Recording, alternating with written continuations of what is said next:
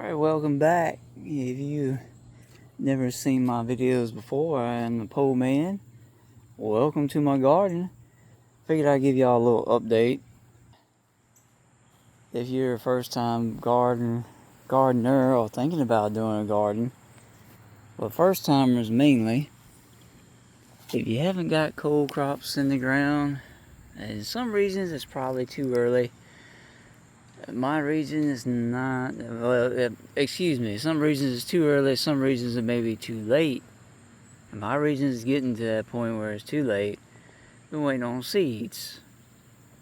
But I have planted spinach. I believe this variety is Patton. There's another variety here called Space. Don't know why they came up with the name. But Space is supposed to be slow to bolt and resist powdery mildew and leaf spot, I believe it was. And this one resists, it's a little shorter, and that's Patton. And it resists all kinds of mold. And they're ideal for, I lost one. Something's been eating on my plants. I have to deal with that. But these varieties are ideal for, that was a dog. I'm gonna have to kick her tail. Excuse me, I'm just thinking out loud. These varieties are made for the southeast. I mean, they're well, not made for them, but they're more favorable to the southeast because of the warm and humid climate we have down here.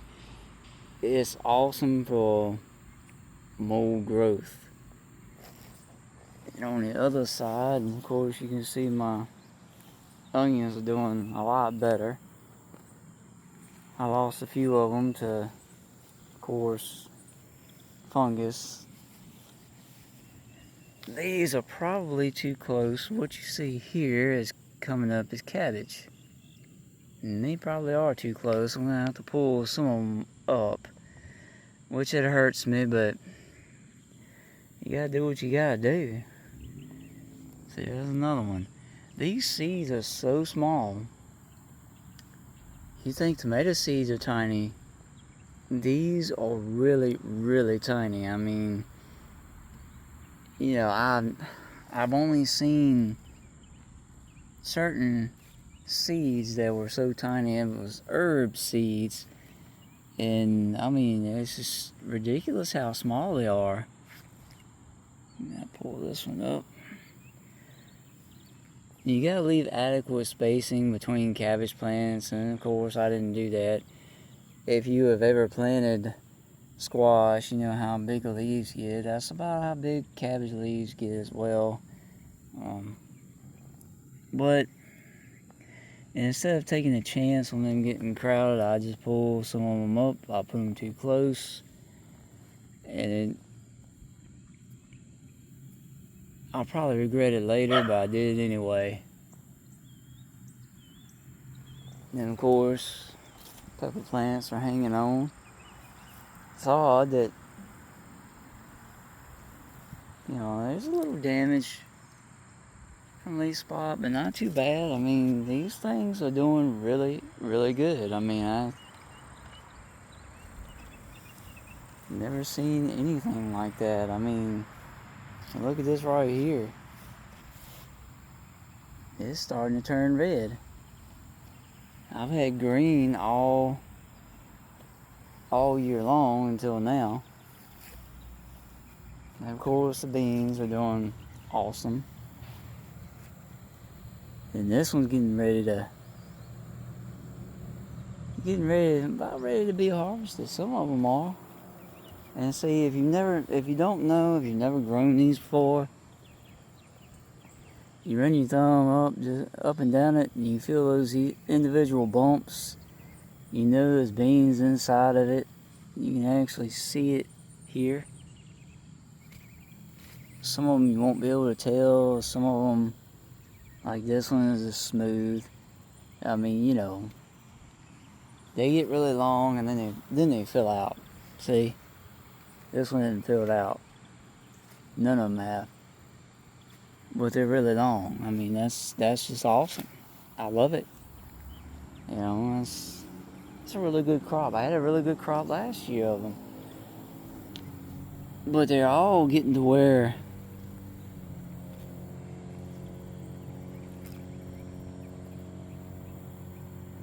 they're being picked. It won't. A month ago, I was showing y'all they just came up as how good they were doing. And then we explored, a lot of damage. Fungus damage. And that's another thing I wanted to touch on.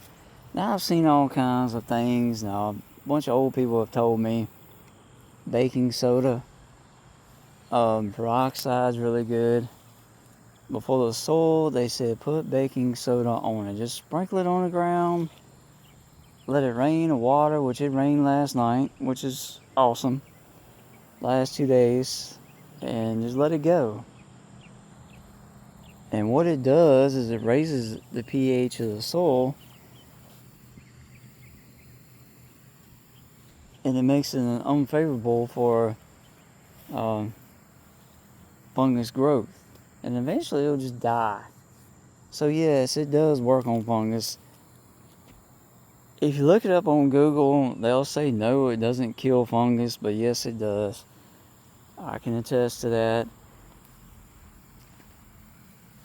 Along with neem oil and baking soda, I've saved most of this. Now, you see what's going on right there? By now, if I hadn't put that down, it would be all the way down here, and it'd be attacking these. It does kill fungus. The neem oil kills the spores and helps eradicate fungus. And of course, the baking soda went into the soil and raised the pH to kill what was down there growing. So if you get them to work together, that is a good way to get rid of it. So, I've gone back and forth because I've looked this up, I've researched it, and I've listened to people tell me, the benefits of it. And I mean, don't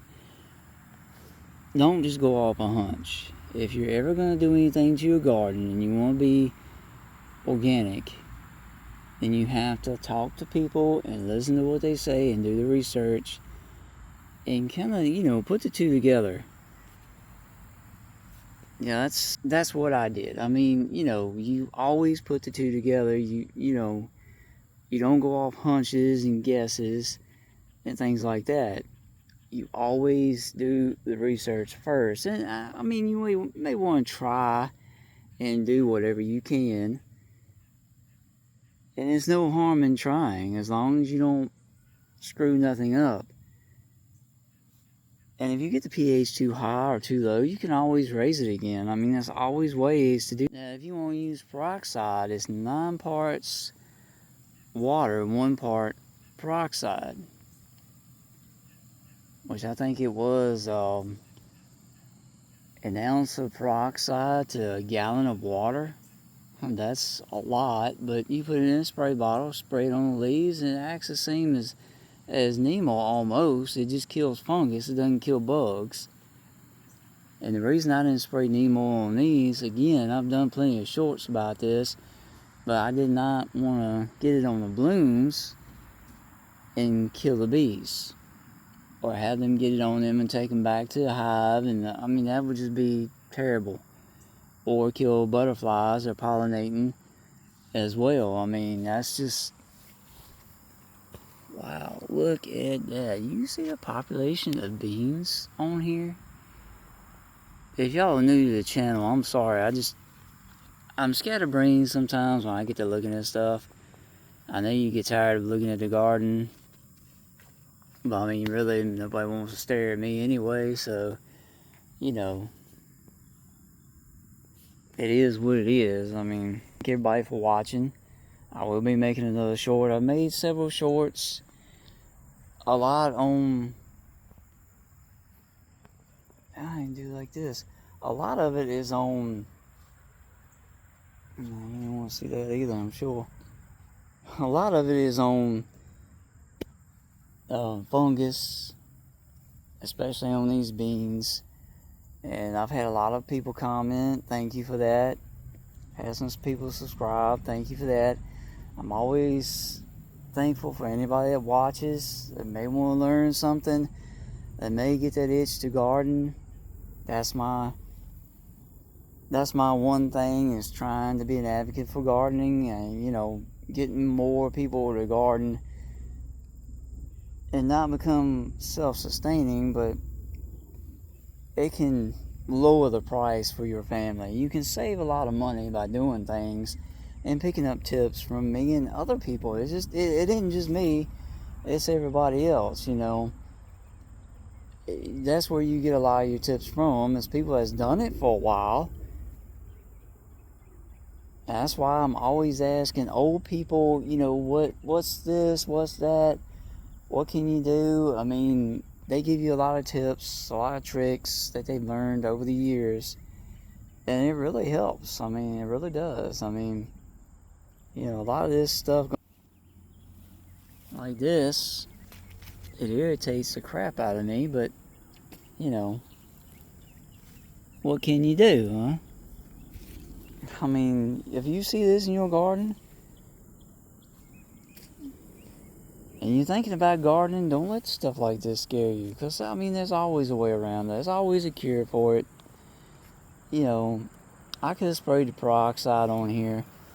Also, if you put baking soda on there, it helps not only kill the fungus, but as well as pest control. It does the same thing as a diatomaceous earth. I hope I said that right.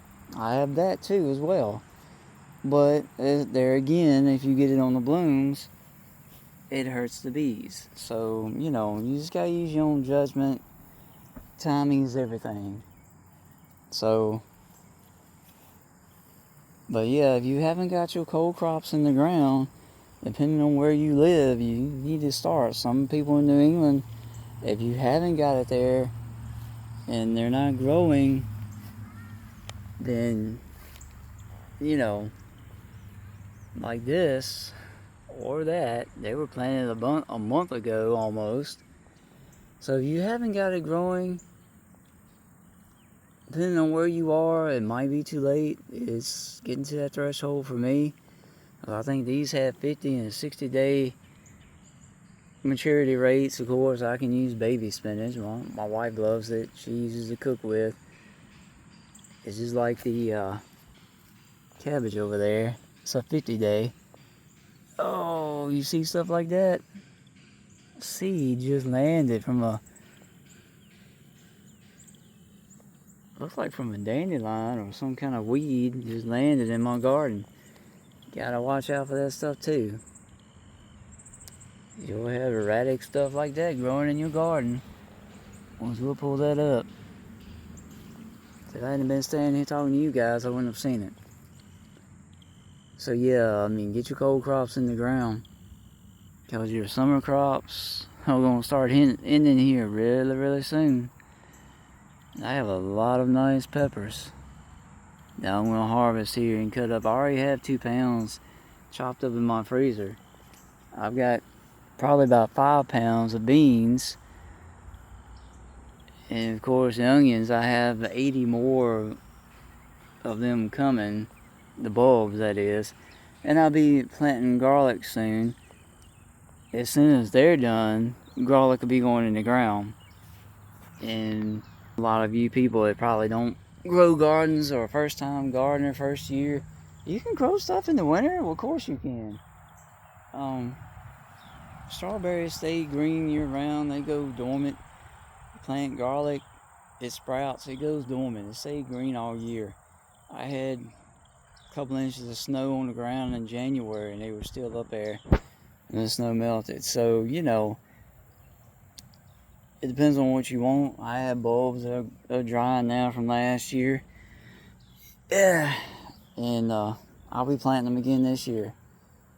And a lot of these beans, if they have bird pecks or whatever, I'll dry them and use the seeds from them. The beans are regular seeds. That's where these two right here came from. And they say hybrid plants can't have offspring. Bull. Yeah. Keep believing that what they say. And yeah, I don't believe that mess one bit. Where do you think it got the first seeds from? Yeah. That's a duh moment. But yeah. Thank you for watching. Thank you for all the subscribers. If you haven't watched the shorts, go watch them. Most of them are a minute long, some are shorter. But as always, like, comment, subscribe. Doesn't cost you nothing. Helps the channel out a lot, and everybody can learn from your comments. If I know the answer, I'll tell you. If you have something you need to tell me, I'll listen. Go ahead and subscribe and hit that like button. Doesn't cost you a dime. It helps out the channel a whole lot. Thank you all for watching. Admire the beans one last time. And we're out of here.